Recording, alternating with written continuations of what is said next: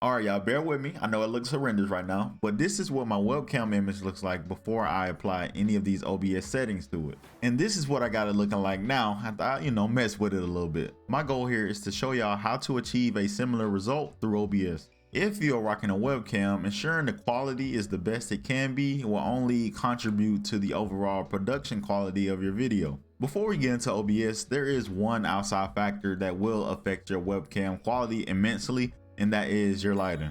Regardless of your webcam, that lighting will make or break how your image looks visually. If your lighting is too high or too low, this will not look good through your webcam. Even the color of the lighting will have a drastic effect as well. So before we get into these settings, just make sure that your lighting is set up to complement your image. Now open up OBS, and once you have that open, go to the webcam you have set up in the sources section, right click on that webcam and select properties. Click on the option that says configure video. By default, you will be taken to a tab called video proc amp, AMP, and it contains a list of adjustments you can make for your webcam video.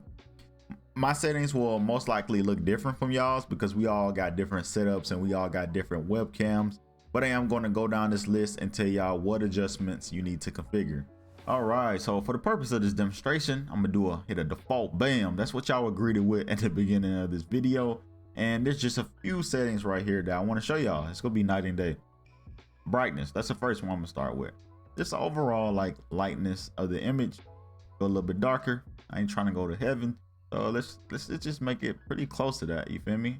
25 looks pretty good. Next is gonna be contrast. This like kind of makes the highlights a little lighter, and it kind of makes the shadows a little darker. So I just want to find a good median between that. I kind of prefer the highlights a little bit more. I'm gonna go a little bit down on that bar right there. That looks pretty good for me. We're gonna skip over the hue. I'm not trying to be Hulk up in here. So we're gonna keep that, you keep that at 0. Next is gonna be saturation.